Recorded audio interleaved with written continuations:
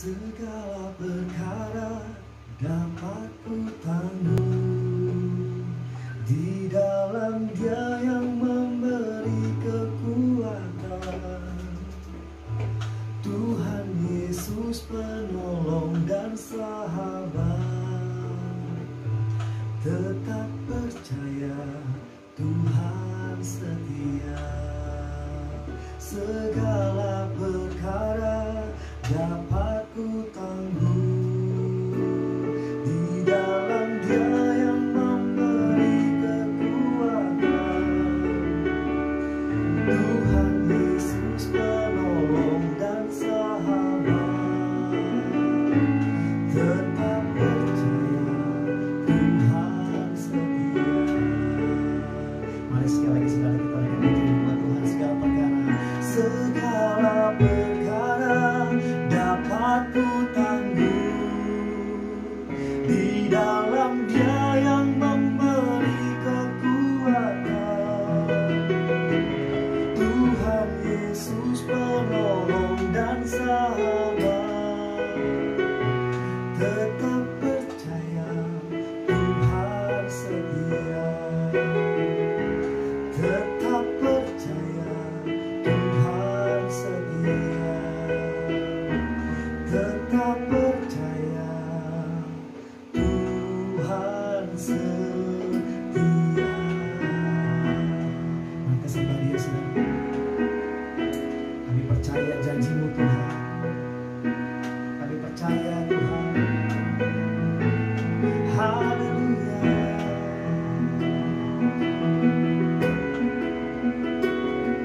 Haleluya. Kau baik Tuhan. Terima kasih Tuhan. Tak habis-habisnya kami bersyukur kepadamu Tuhan. Tak henti-hentinya kami bersyukur kepadamu Tuhan. Terima kasih buat keluarga yang baik Tuhan. Terima kasih Tuhan buat sekolah yang baik. Terima kasih buat universitas yang baik Tuhan. Terima kasih Tuhan Yesus buat teman-teman yang baik Tuhan Yesus. Terima kasih Bapa. Kami mengundang kerajaan-Mu datang Tuhan di tempat ini Tuhan. Biar kasih Tuhan boleh kami rasakan siang hari ini Tuhan. Kau baik buat kami Tuhan. Di dalam nama Tuhan Yesus kami sudah berdoa dan mengucap syukur. Setiap kita yang percaya sama-sama kita katakan amin. Tepuk tangan saudara buat Tuhan kita yang luar biasa. Haleluya. Ya, saya berterima kasih kepada Tuhan Yesus dan buat Kesia ya, buat Addison dan Sam, terima kasih ya, saya boleh diundang ya buat sharing di tempat ini. Dan buat teman-teman yang lain juga terima kasih. Buat saya percaya ada sesuatu hal, saudara percaya gak? Tidak ada sesuatu hal yang kebetulan gitu ya. Tidak ada satu hal yang kebenaran gitu. Maksudnya kebetulan nih, enggak. Saya percaya ada rancangan Tuhan, ada rahasia-rahasia Tuhan dalam hidup ini. Oke, saya nggak lama-lama saudara, saya cepat aja. Saya perkenalkan diri, nama saya M. Davis Mozart ya. Nama saya M. Davis Mozart. Ya, kalau saudara tanya M-nya apa Pak? M-nya apa Kak? Gitu. Atau Davis ya, panggilan saya Davis. M itu Muhammad Davis Mozart ya. Karena saya papa sambung saya, papa tiri saya seorang Muslim. Jadi dari kecil saya udah dikasih nama itu. Saya bertobat tahun 99. Oke, nanti saya akan lanjutkan ceritanya. Nah, saudara, kita lihat firman Tuhan dulu ya, saudara. Kita lihat firman Tuhan. Nanti kita lihat dulu dari Yoel 2 ayat 11 ya. Nah, tapi sebelumnya saya mau tadi kan Kesia tanya mau bersaksi gak? Iya, saya bilang sekalian aja gitu ya. Ya, jadi tidak pengulangan kesaksiannya. Saudara perhatikan, nanti kita akan lihat di Yoel 2 ayat 11. Oke, tapi sebelumnya saya mau cerita dulu satu hal yang dimana sebelum pandemi terjadi, tadi sebelum pandemi terjadi dimana tahun lalu, ya di tahun lalu itu saya tuh kebetulan saya sama Kesia sama ya di Indonesia itu di gerejanya Pastor Niko ya di GBI. Lalu di sana biasanya setiap bulan sekali itu kita doa di Sentul ya teman-teman semua, saya doa di Sentul. Lalu doa di Sentul, jujur saya tuh sama istri saya tuh datang parkir mobilnya jauh-jauh sudah. Kenapa? Karena pengen pulang duluan gitu, intinya gitu. Lalu saya datang karena udah rutinitas. Nah, padahal kalau dilihat dari kekristenan saya udah lahir baru tahun 99 sampai hari ini kurang lebih 22 tahun ya. Ada yang umur 22 di sini ada? Oh, wanita ya. Wanita. Iya, 22 tahun. Jadi kalau lihat dari kerohanian, rohani saya udah 22 tahun lahir baru ya sampai hari ini. Nah, saudara, apa yang terjadi? Waktu itu saya datang ke Sentul, duduk paling belakang, paling ujung. Rencana saya 15 menit habis pujian penyembahan, saya cabut pulang. Nah, pas duduk itu ini sebelum pandemi terjadi, bulan kalau nggak salah Desember. Nah, Pastor Nico itu datang ke Brazil, teman-teman, datang ke Brazil. Pastor Nico itu sampaikan tentang yang namanya Pentecost ketiga gitu, karena dia mendapat visi yang dimana Kisah Para Rasul 1 di mana Pentecost pertama terjadi, lalu yang Pentecost kedua di mana di Azusa. Jalan Azusa dekat gak sama di sana, guys ya? Jauh ya? Nah, jauh ya, di Azusa sih. Nah, di Azusa itu dulu pernah ada satu jalan, di situ pernah terjadi satu kebangunan rohani di mana seperti case ya, seperti ini mereka 20 orang, mereka 6 orang, 20 orang, lalu dikatakan tahun 1906 6 anak muda berdoa satu kota dilawat Tuhan. Terus saya penasaran, saya cari tahu itu di mana dilawat Tuhan di satu kota itu, tiba-tiba kulit hitam dan kulit putihnya di situ terjadi rekonsiliasi, kurang lebih seperti itu, terjadi kebangunan rohani. Dan Pentecost ketiga dibilang akan terjadi di hari-hari terakhir, nah di hari-hari ini. Nah, Pak Niko sampaikan di Brazil itu anak muda berdoa dari jam 9 pagi sampai jam 9 malam. Itu mereka nangis buat Tuhan. Wah, itu kegerakan rohaninya tuh ada 3 stadion besar di Brazil. Lalu waktu saya duduk paling belakang, jujur ya teman-teman, saya tuh mau pulang sebenarnya, karena buat saya udah rutinitas, udah biasa doa seperti itu. Saya tahu di sini pulang nih cepet-cepet nih gitu kan. Saya duduk paling belakang, waktu Pak Niko sampaikan itu, teman-teman jujur air mata saya nggak tahan. Saya bilang, Tuhan ampuni saya, Tuhan ampuni. Di bagian negara yang jauh Tuhan, di Brazil, anak muda berdoa dari jam 9 pagi sampai jam 9 malam. Nangis buat negaranya Tuhan. Wah, satu kegerakan yang besar di stadion 3 stadion utama. Kalau teman-teman buka YouTube itu ada YouTube-nya juga. Lalu sampai rumah, jadi saya nggak jadi 15 menit teman-teman. Saya tuh sampai selesai acaranya saya doa duduk paling belakang, air mata saya udah turun. Wah, kenapa? Karena saya menyesali perbuatan saya dan saya bilang, Tuhan enggak, saya mau bangkit lagi Tuhan, saya mau lagi Tuhan mengalami Engkau lagi Tuhan. Teman-teman pulang ke rumah, saya buka itu di YouTube itu tentang kegerakan Brazil. Tahu teman-teman, itu Rick Pino, puji-pujian yang mereka isi dari sesi 1, sesi 2 itu di Brazil, itu sebelum pandemi. Lalu Pak Niko bilang nanti akan diceritakan lagi di bulan Januari Februari. Ternyata Januari itu udah mulai masuk, tahun lalu udah masuk COVID di Indonesia ya. Jadi kita nggak boleh kumpul lagi sampai hari ini teman-teman. Di Jakarta di lockdown sampai hari ini. Jakarta gereja di off gitu. Aduh, sini teman-teman doa juga buat di Jakarta. Kalau di era pinggiran Jakarta sudah mulai buka, di Bekasi dan sekitarnya sudah buka. Nah, jadi teman-teman akhirnya sampai hari ini, dan vaksin sedang emang di sini orang tua dulu. Kalau di sana saya anak ini ya dari 16 tahun ya udah mulai boleh ya. Nah, di sini tentu orang tua dan pejabat gereja boleh, tapi yang lainnya belum boleh. Nah, singkat cerita itu yang saya dapat satu kesaksian di mana saya bertobat. Saya bilang, Tuhan, ini duduk 22 tahun nih kenal Tuhan Yesus, masa biasa-biasa aja gitu kan. Jadi saya bertobat ya, saya sekarang nggak mau sia-siakan lagi. Oke, kita masuk firman Tuhan di dalam Yoel 2 tadi ya, Yoel 2 ayat 11. Saya tuh dari kemarin jujur saya siapin firman Tuhan tentang Paskah. Dan kemarin saya doa, Tuhan apa? Tuhan mau apa? Dari pagi doa, Tuhan mau apa? Teman-teman tahu gak? Tuhan jelas berbicara ini. Kita akan pelajari firman Tuhan ini Tuhan kuat sekali ya di hati saya. Kita lihat ya, firman Tuhan Yoel 2 ayat 11 ya, kita akan baca sama-sama ya, meskipun teman-teman mute-nya, tapi kita akan lihat ya. Firman Tuhan berkata, dan Tuhan memperdengarkan suaranya di depan tentaranya, pasukannya sangat banyak dan pelaksana firman-Nya kuat. Betapa hebat dan sangat dahsyat hari Tuhan, siapakah yang dapat menahannya? Ya, dikatakan firman Tuhan ya, saya garis bawahi, dan Tuhan memperdengarkan suaranya di depan tentaranya. Oke, saya garis bawahi, dan Tuhan memperdengarkan suaranya di depan tentaranya. Di sini saya pelajari teman-teman, ternyata Tuhan itu tidak sembarang berbicara. Amin.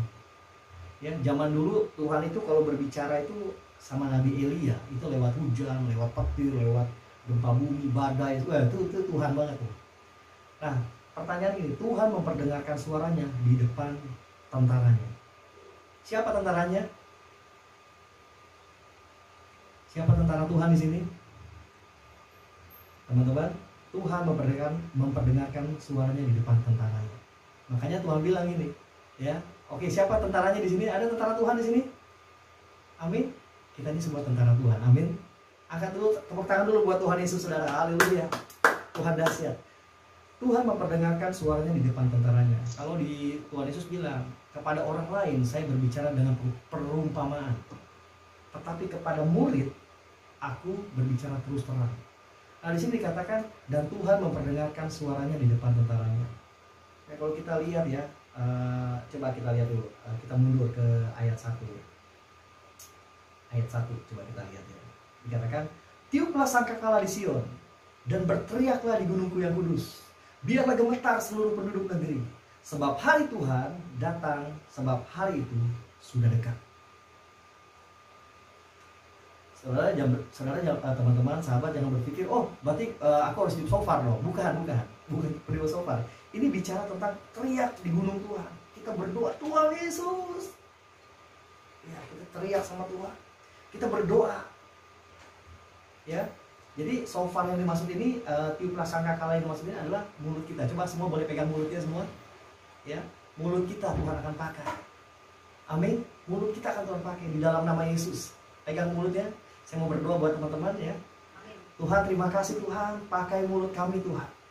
Biar seperti Tuhan firman-Mu bilang, tiuplah sangkakala di Sion, berteriaklah di gunungku yang kudus, biarlah gemetar seluruh penduduk negeri, sebab hari Tuhan datang, sebab hari itu sudah dekat. Biar lewat perkataan kami Tuhan, lewat perkataan kami Tuhan, banyak jiwa-jiwa yang datang sama Tuhan. Lewat perkataan kami Tuhan, pakai Tuhan, dimanapun kami berada, di teman-teman, lingkungan kami, perkataan kami Tuhan, pakai mulut kami Tuhan, di dalam nama Yesus, sucikan, kuduskan perkataan kami Tuhan. Haleluya, amin. Oke, ya, balik lagi ya.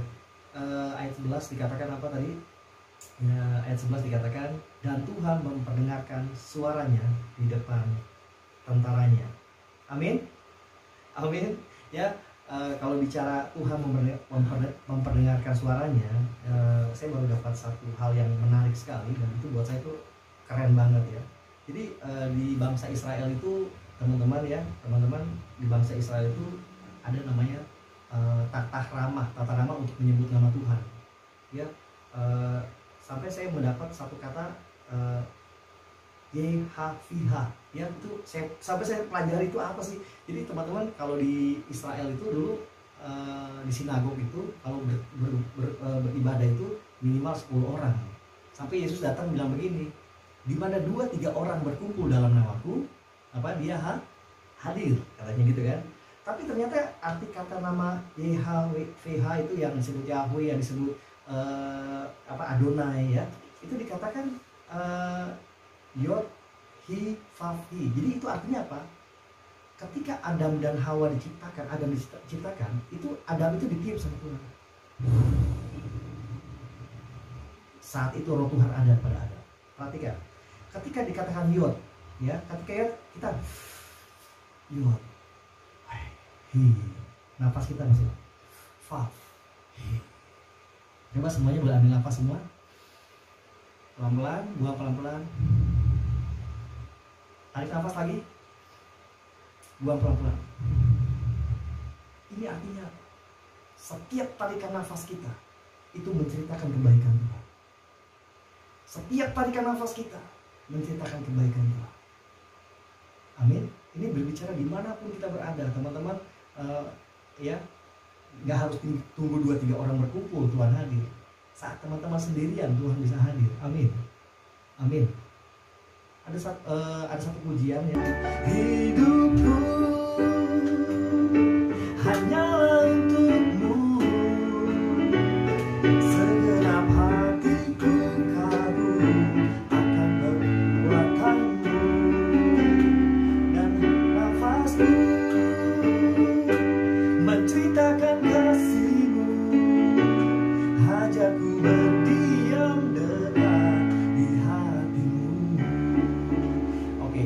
teman-teman, setiap tarikan nafas kita menceritakan kebaikan Tuhan. Jadi kalau kemarin Bro Andrian kita sharing gimana temukan rencana Tuhan dalam hidup kita. Ya, terus ada lagi dibilang identitas kita. Jadi kalau teman-teman tahu ini ada di depan saya ada remote TV ya. Kenapa diciptakan remote? Ya Kak, ya jelas lah Bro, ini kan buat remote TV. Kalau diciptakan spidol ini ya untuk menulis. Terus apalagi ya, misalnya gunting ya, diciptakan gunting ini untuk apa? Ya untuk menggunting gitu kan. Nah, ketika kita diciptakan Tuhan, kita untuk apa? Nah, itu jawab sendiri teman-teman ya. Temukan rahasia ini sama Tuhan. Ketika kita diciptakan untuk apa? Nanti teman-teman akan mendapat sesuatu dari Tuhan. Oke. Kehadiran Tuhan ketika lepas maksudnya apa? Ketika kita tarikan nafas kita, ini menceritakan adalah Tuhan hadir, Tuhan ada, teman-teman. Amin. Setiap tarikan nafas kita, Tuhan hadir. Saya percaya kalau kita menyadari ini, ada sesuatu hal yang Tuhan akan bukakan. Seperti Daud bilang apa? Mazmur 103 ayat 1. Ya, saya buka dulu sebentar ya. Jadi hari-hari ini saya juga belajar. Jadi kalau mau firman Tuhan, saya juga harus buka firman ya. Takutnya nanti bisa keluar teman-teman. Ya, Mazmur pasal yang ketiga 103 ayat 1 ya, dikatakan dari Daud, pujilah Tuhan hai jiwaku, pujilah namanya yang kudus hai segenap jiwaku, batinku. Pujilah Tuhan hai jiwaku, dan janganlah lupakan segala kebaikan-Nya.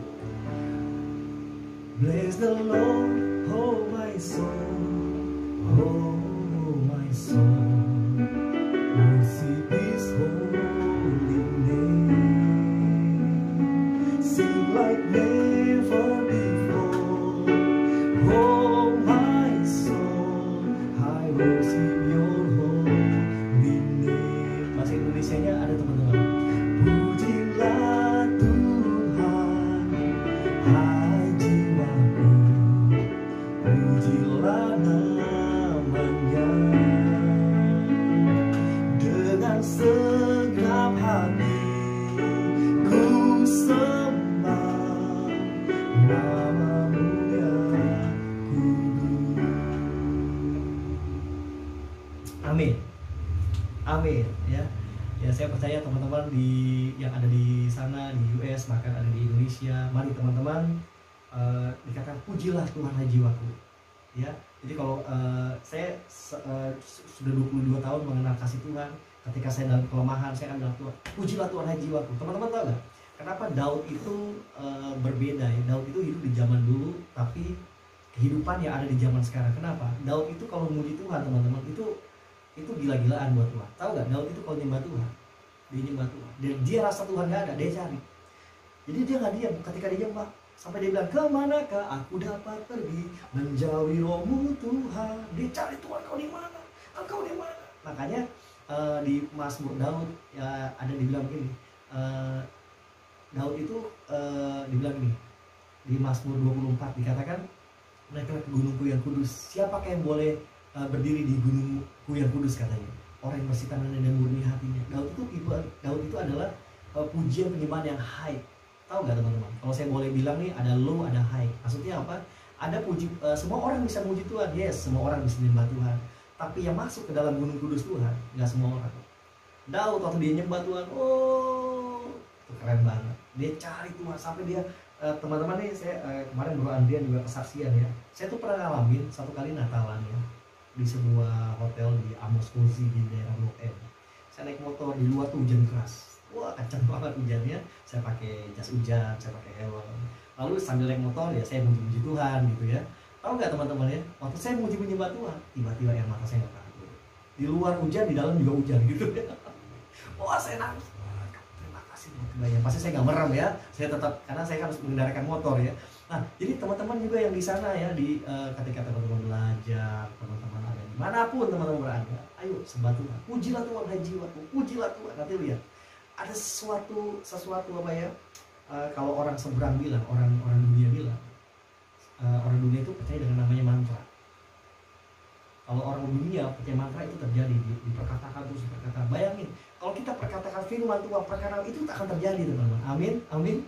Ya, waktu Waktu kita nyembah Tuhan, kita memuji Tuhan, itu ada sesuatu kekuatan yang baru akan keluar. Ya, nanti teman-teman rasakan, lakukan itu. Kalau yang sudah pernah, ayo terus. Saya dorong teman-teman semua, ayo semangat, bangun rohmu. Aku katakan rohmu jadi kuat, tubuhmu jadi kuat, jiwamu jadi kuat dalam nama Yesus. Oke, kita lanjut lagi, sedikit lagi, Kesia sedikit lagi ya, sebentar ya. Oke, sebentar, coba lihat dulu di tadi Yoel 2, Yoel pasal 2 ayat yang ke-11. Dan Tuhan memperdengarkan suara di depan tentaranya. Perhatikan, dan pelaksana firman yang kuat. Wow, saya waktu renungkan ini, saya bilang ini, teman-teman yang kalau setiap hari baca Alkitab, ya, 1 ayat, 2 ayat, 3 ayat, 1 pasal, 20 pasal, yes, saya akan jemput, itu keren. Tapi ayat ini bilang ini ada satu level tingkat di atasnya dia. Wow, keren. Dikatakan, dan pelaksana firman yang kuat. Berarti ini bukan hanya segera baca, ini melakukan. Wow, waktu saya baca ini, saya bilang, yes Lord, yes Lord. Terus saya tanya Tuhan, apa sih Tuhan yang melakukan firman Tuhan? Apa sih Tuhan? Ya. Salah satunya teman-teman, yaitu mengampuni. Yang setuju boleh katakan teman-teman semua? Ya. Mengampuni. Mengampuni adalah salah satu bagian melakukan firman Tuhan. Wow. Ini saya kesaksian ya, kesaksian terbesar dalam hidup saya. Saya memang pertama menerima Yesus. Yang kedua saya alamin, ya saya bilang itu mukjizat karena terbesar gini. Saya cerita dulu, di mana saya itu punya papa saya dari kecil nggak ketemu sama saya. Tapi teman-teman tahu, di dalam Tuhan 23 tahun saya baru ketemu papa saya yang mana. Wow, mukanya juga nggak tahu kayak gimana ya. Sampai satu kali saya dari kecil saya bayi, terus mulai saya 5 tahun, 6 tahun, di situ mama menikah lagi, teman-teman, menikah lagi. Jadi papa saya udah dipisahin, udah kayak Frozen ya, Frozen tahu ya. Frozen papanya mana, mamanya udah mati di laut ya. Saya tanya mama saya, "Ma, papa saya mana?" "Mati di laut." Gitu. Jawabannya kayak Frozen ya. Nah, singkat cerita, saya bertumbuh besar tanpa seorang bapak. 6 tahun mama saya menikah lagi. Saya punya papa sambung, papa tiri ya. Nah, ketemu punya papa tiri, akhirnya nama saya dirubah jadi Muhammad David Mozar. Akhirnya dari SD, SMP, SMA itu yang namanya di masjid, namanya sholat, ngaji ya, Iqra 1, Iqra 2, itu Andrian ya. Itu saya lakukan terus dan tapi tanpa pengertian, nggak ngerti apa yang saya lakukan. Di SMA kelas 2 itu saya berjumpa dengan ada satu teman namanya Ranto Sihombing. Lalu saya bilang begini, "Boleh nggak?" Saya bilang, saya tanya, "Kamu biasa tiap hari kemana aja?" Terus dia bilang, "Saya Jumat itu ada persekutuan doa di sekolah," katanya, SMA dia. Lalu kalau hari Minggu dia ibadah, Sabtunya youth, Minggunya dia ibadah, Selasanya dia dulu namanya FA ya, family altar. So saya bilang, ini orang nih rohani banget sih gitu dalam hati saya. Kenapa? Karena dulu saya tuh nggak kenal Tuhan. Dan yang jujur ya, saya hidup bebas tuh zaman SMA saya tuh di Bekasi. Kalau teman-teman tahu Kalimalang tuh ada Horizon Bekasi, baru buka, baru ada namanya diskotiknya tuh baru buka gitu. Jadi kebandelan, kenakalan, narkoba, apa, seks bebas, semuanya. Dan masa muda saya tuh hancur sekali. Nah, next time aku akan ceritakan ya, dimana akhirnya singkat cerita saya tanya sama teman saya. Singkat cerita teman saya ajak saya ke gereja, itu pun masih dalam keadaan pergaulan yang tidak baik ya, ditawarin ganja sama teman-teman. Sampai si Ranto habis doa, dia lihat saya lihat dia, saya lihat si Ranto itu matanya merah. Tahu gak kenapa? Dia doa sungguh-sungguh. Dia lihat saya terus dia bilang gini, "Lu kok doa matanya merah?" kata Ranto. Saya bilang, "Enggak, gua nggak tahu, dalam hati saya gua habis mabok gitu kan." Nah, singkat cerita besok tanya lagi, "Besok ada lagi nggak?" "Ada lagi." Cuma 6-7 orang. Saya datang lagi teman-teman. Saya datang lagi, mereka doa. Nah, kakak rohaninya bilang gini, "Siapa yang mau terima Yesus dalam hatinya?" Sambil pujian dinaikkan.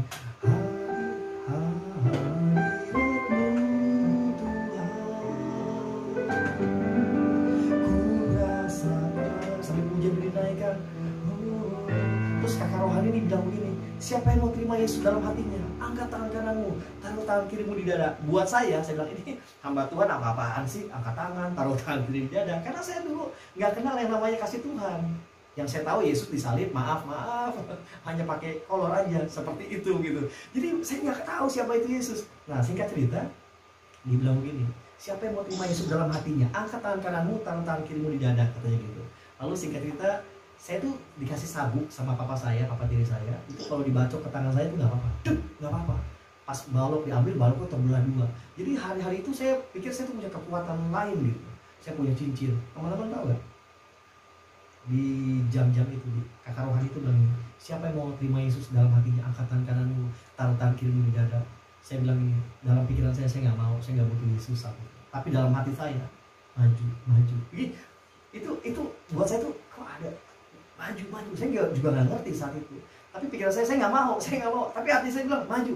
Teman-teman, saya maju, dan ketika saya buka mata, saya udah di bawah, dan saya ngomong, Tuhan ampuni saya orang berdosa, saya nggak layak di tempat ini Tuhan. Itu bisa ngomong kayak gitu teman-teman. Saya bisa bilang, saya nggak layak Tuhan di tempat ini, saya nggak layak. Kenapa? Begitu hancurnya hidup saya, masa muda saya hancur. Makanya kalau saya lihat anak-anak muda sudah cinta Tuhan dari kecil sampai sekarang, saya tanya, sampai saya bilang, Tuhan kalau boleh dari dulu kayak kenal Tuhannya, ya nggak teman-teman, ya nggak. Akhirnya saya lagi cinta mula-mula ya. Saya nggak tahu di sini udah ada yang pacaran. Ini udah dewasa semua ya. Teman-teman lagi pacaran nih, kalau orang pacaran lagi sama-sama cinta, tiba-tiba bukan diputusin, dipisahkan gitu. Itu rasanya kayak apa ya? Teman-teman, saya ngerasain banget ketika saya lagi cinta Tuhan, nggak pernah setiap hari tanpa persekutuan doa. Iya jelas, doa pribadi jelas, saya ada kamar pribadi, saya berdoa. Tapi setiap hari saya cari, ada gereja di mana, persekutuan di mana. Itu saking gebu-gebunya saya pengen tahu siapa itu Tuhan, pengen tahu. Teman-teman tahu gak? Teman saya yang itu kasih saya Alkitab. Dikasih saya Alkitab. Waktu saya dikasih Alkitab, saya bilang, ini bukanya gimana nih? Dari depan apa dari belakang nih? Gitu kan? Karena memang dulu kan nggak ngerti Alkitab itu seperti apa. Dia bilang, udah buka aja. Waktu saya kebuka Yemeria, kata teman saya, buka Yeremia, katanya. Buka Yeremia, saya baca ayat 1 tuh sampai 8 ya. Di ayat 8 saya berhenti. Tahu gak kenapa saya berhenti? Itu dikatakan nih, janganlah takut kepada mereka, sebab aku menyertai engkau. Itu suara Alkitab itu seperti ngomong ke saya 3 kali. Janganlah takut kepada mereka, sebab aku menyertai engkau. Janganlah takut kepada mereka, sebab aku menyertai engkau. Teman-teman tahu gak? Ketika saya cinta Tuhan, akhirnya saya dibaptis, teman-teman. 1 bulan itu saya dibaptis. Bulan berikutnya saya dipenuhi karunia Roh Kudus, berbahasa roh. Dan jadi teman-teman, menurut saya terima Yesus itu cukup sekali. Amin. Amin teman-teman. Terima Yesus cukup sekali. 9 karunia, 5 jawatan. Ketika teman-teman percaya Tuhan Yesus, Roh Kudus ada, dan itu akan mengikuti teman-teman. Amin. Jangan kita ke gereja mencari, oh dia bisa, contohnya si A bisa doain orang, wah gue pengen dong seperti A doain orang. No. Itu semua udah ada di dalam kita. Waktu kita percaya Yesus, ya itu ada di dalam kita. Teman-teman lanjut ya. Akhirnya saya terima Yesus sebagai Tuhan dan Juru Selamat. Nah, singkat cerita saudara, teman-teman, dulu akhirnya saya mulai bergabung di dalam doa. Saya juga nggak ngerti, saya mulai doa, mulai terus dalam pertumbuhan iman, terus saya bertumbuh. Akhirnya saya jadi penjaga rumah doa. Sebelum itu papa saya bilang begini, ketahuan saya ke gereja. Lalu dia bilang begini, kamu ngapain? Saya ke gereja Pak. Lalu papa tiri saya bilang begini, kalau kamu mau ikut Yesus, kamu jangan tinggal di sini. Ini bayangin nih, baru cinta mula-mula nih. Kayak tadi, lagi pacaran ya. Ya, nggak tahu belum pada pacaran di sini ya. Kamu mesti kuliah dulu ya, baru Gimana Sam? Sam pernah pacaran Sam? Sam? Samuel? Pernah.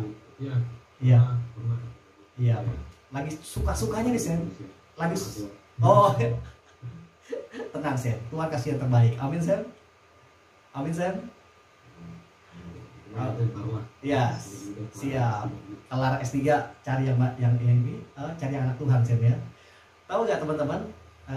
Lagi cinta mula-mula sama Tuhan, tiba-tiba papa saya bilang, kalau kamu ikut Yesus, kamu jangan tinggal di sini. Aduh, udah cinta Tuhan suruh tinggalin nama Yesus. Kalau kamu ikut papa, tinggalin nama Yesus. Lalu papa tiri saya itu papa yang baik ya, dia nggak pernah pukul saya, tapi hari itu dia kalau marah itu, Davis mandi, Davis makan, itu udah paling marah teman-teman.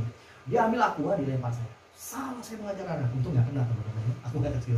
Lalu mama saya keluar, lalu mama saya bilang, udah lah Pak, dia itu sedang mencari jati diri gitu kan. Akhirnya saya keluar.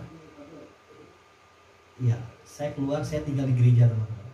Saya tinggal di gereja jadi koster, lantai 1, lantai 2, lantai 3. Saya tuh ngapel, masihin, dan di kiri kanan saya alat musik ya, ada drum, ada bass, ada keyboard. Nah itu setiap hari selama 3 tahun teman-teman, saya itu aja doa, jaga rumah doa, itu aja jadi kegiatan itu. Nah singkat cerita, saya udah cinta Tuhan, akhirnya saya jadi pendoa, dan saya berdoa buat Sentul waktu itu. Sentul itu belum, masih bangunan tanah, masih tancap gitu. Jadi Sentul itu dari Bekasi ada 5 pendoa, saya dikirim, yang 4-nya nggak datang, cuma saya yang datang ke Sentul. Jadi waktu saya datang ke Sentul, itu belum jadi bangunannya belum ada teman-teman, masih patoknya aja di Sentul. Lalu saya datang ke situ, saya berdoa, Tuhan jadikanlah ini rumah doa segala bangsa di dalam nama Yesus, kurang lebih gitu ya. Nah saya teringat teman saya bilang, itu tahu nggak, kamu tuh mirip papamu nggak, pemain musik gitu. Coba datang deh, Jalan Merdeka Raya Bogor, Jalan Merdeka Raya Gang Muha katanya. Teman-teman tahu nggak, saya dari Sentul itu ke Bogor, nggak jauh kan. Saya datang ke sana, saya cari. Teman-teman, saya waktu itu masih 19 tahun umur saya. Saya nggak tahu yang namanya Bogor itu seperti apa, tapi saya datang nekat banget gitu ya. Saya ke kota orang, nggak tahu siapa-siapa di sana. Saya datang, lalu saya cari alamatnya, lalu saya ketok pintu. Saya bilang begini, apakah ini namanya si A? Gitu ya, orang Ambon. Oh iya, emang orang Ambon, tapi bukan itu namanya, marganya lain. Aduh, di situ saya bilang sama Tuhan, Tuhan, saya udah cari loh Tuhan, tapi nggak ada. Singkat cerita teman-teman, apa yang terjadi? Saya tuh dari saudara saya dibilang begini, papamu dibilang Ambon. Padahal muka saya emang Ambon sih ya. Ambon gitu. Terus tapi kan papa tiri saya Batak gitu, Medan gitu, Batman ya, Batak Manado gitu. Lalu saya tuh cari tahu di mana papa mama saya pacaran, di satu gereja namanya GPIB Jatipon di Kalimalang. Saya cari tahu, ternyata saya tanya tahun 82 ada nggak seorang pasangan gitu yang menikah. Lalu dibilang nggak ada nih datanya sama ibu majelis ini, Ibu Santoso. Akhirnya saya bilang, saya tinggal di nomor telepon saya, tolong kalau ada orang ini tolong hubungin saya, karena ada marganya sama tapi namanya beda gitu, mungkin kenal kali. Itu tahun 2003 teman-teman. Dari 2003 tiba-tiba di gereja itu ada namanya HMC ya. Mungkin teman-teman pernah dengar HMC? Pernah dengar? HMC, Pria Sejati, Wanita Bijak, atau bisa disebut SPK ya. SPK apa tuh Bu Andri? Saya Pengikut Kristus ya, SPK ya. Nah tiba-tiba itu ada acara seperti itu, saya ikut. WL-nya nyanyi puji-pujian ya, saya duduk paling pinggir gitu teman-teman. Tiba-tiba ada satu sesi di mana hamba Tuhannya bilang begini, siapa yang mau diberkati? Wih, kalau saya tanya sama teman-teman, siapa yang mau diberkati? Angkat tangannya. Enggak ada yang angkat tangan ya. Siapa yang mau diberkati? Angkat tangannya. Oh haleluya. Hari itu ditanya, siapa yang mau diberkati? Angkat tangan. Saya angkat tangan teman-teman, saya angkat tangan. Lalu dibagi, siapa yang paling kau benci dalam hidupmu? Wih, papa saya bilang. Kenapa? Karena dulu waktu saya kecil itu, saya merasa saya tidak diayomi sama bapak saya, kayak bapak yang gak bertanggung jawab. Jadi saya berpikir kalau besar nanti saya pasti bunuh dia. Ini sebelum saya terima Kristus. Bahkan sesudah terima Kristus, hal itu masih makanya kalau di HMC yang tadi saya sebut, dibilang keterbukaan adalah awal dari pemulihan. Pernah dengar kata-kata itu, slogan itu? Keterbukaan adalah awal dari pemulihan. Ya gitu kan?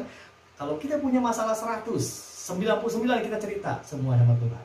Satu kita simpan, kita bilang, Tuhan, semuanya boleh Tuhan ambil, tapi yang ini jangan Tuhan. Yang ini aku suka loh Tuhan. Ternyata yang disimpan ini pahitan, contohnya dosa, sin itu. Nah akhirnya teman-teman tahu gak? Saya bilang, wah ini pendeta nih, katanya siapa mau diberkati angkat tangan. Saya udah angkat tangan. Siapa yang kau benci dalam hidupmu? Saya bilang, papa saya. Tiba-tiba dia ngomong yang ketiga, lepaskan pengampunan. Aduh, tunggu dulu nih. Tapi udah angkat tangan kan? Aduh Tuhan. Akhirnya saya bilang gini, Tuhan. Akhirnya saya nego sama Tuhan.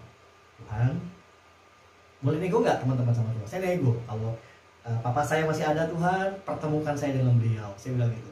Kalau dia tidak ada, pengen tahu deh kuburannya di mana deh gitu kan? Karena mama saya bilang papamu udah mati di laut gitu kan? Akhirnya singkat cerita teman-teman, saya tuh udah berdoa. Saya udah melepaskan serius. Saya jujur, serius. Saya melepaskan pengampunan. Saya bilang saya ampuni papa saya. Apapun keadaannya saya ampuni. Udah plong. Singkat cerita 3 tahun berjalan, 1 tahun, 2 tahun, 3 tahun. Tahun 2005, teman-teman pernah ingat ya? Siapa yang pernah ingat di sini? Tahun 2005, bulan kelima, tanggal 6. Ih, kok ingat banget Pak? Ya, Davis kok ingat banget? Iya, karena tanggal 3-nya ulang tahun saya. 3 Mei ulang tahun saya. Ya. 3 Mei ulang tahun saya, dikit lagi tuh mereka ketawa. 3 Mei ulang tahun saya, dan tanggal 6, ini bukan promosi ya, enggak. Tanggal 6 Mei itu saya tuh ditelepon karena tanggal 5 Mei 2005 bulan 5 tanggal 5 itu NPC besar-besaran di Jakarta. Siapa pernah ingat ya, NPC itu doa semua, ada Suicide Heading, semua hamba Tuhan besar tuh ada di Jakarta semua. Salah satu kegerakannya dulu sama di Bekasi ada Pastor Ibok dibuat itu juga, dibuat kegerakan itu. Nah di situ akhirnya teman-teman saya ikut kegerakan itu. Nah besok itu saya bilang sama Ibu Santoso, besok saya ke gereja. Teman-teman tahu nggak? Saya datang ke gereja GPIB. GPIB itu adalah satu gereja, di mana gereja itu gereja tradisi, gereja lama ya, bukan seperti GBI. Lalu saya datang, lalu ditanya gini, kata Ibu Santoso, Davis, apa yang kamu rindukan dalam hati kamu? Terus saya bilang, ya saya sih rindunya ketemu papa ya. Tiba-tiba nyeletuk gitu kan. Ya udah yuk, kita doa yuk. Karena memang tempat itulah dimana pernah papa saya sama mama saya dulu ada di situ. Akhirnya saya bilang doa, ya oke doa ya, doain Davis nih, katanya ulang tahun. Ya udah doain. Terus mereka nyanyi, tahu gak mereka nyanyi lagu apa? Mereka nyanyi lagu Kami memuji kebesaran-Mu, ajaib Tuhan, ajaib Tuhan. Teman-teman tahu gak, yang datang 15 orang, semuanya nangis semua.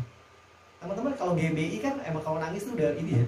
Ini GPIB lagi, mereka pada nangis. Dalam hati saya kok GPIB aja sampai nangisnya gitu banget gitu kan. Pas saya buka mata teman-teman, amin. Pas saya buka mata, di depan saya ada satu sosok pria tinggi besar. Lalu Bu Santoso bilang, ini dia papamu yang selama ini kamu cari. Dari bawah 3 langkah di depan saya. Teman-teman tahu gak apa yang saya lakukan? Saya maju 3 langkah, saya tarik dia, saya bilang, kemana aja saya?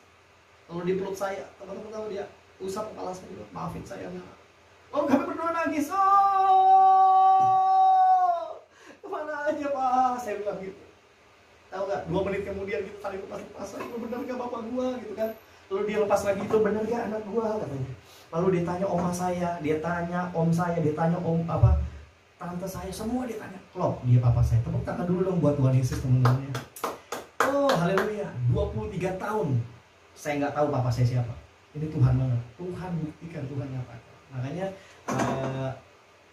yang saya mau ceritakan ini adalah poin pertama, mengampuni. Ya, dikatakan dan pelaksana firman-Nya Tuhan. Melakukan firman Tuhan salah satunya mengampuni. Amin, amin, amin. Ayo kita mulai mengampuni. Mengampuni. Waktu teman-teman mau mengampuni ini salah satu. Dan dikatakan apa? Betapa hebat dan sangat dahsyat hari Tuhan. Siapakah yang dapat menahannya?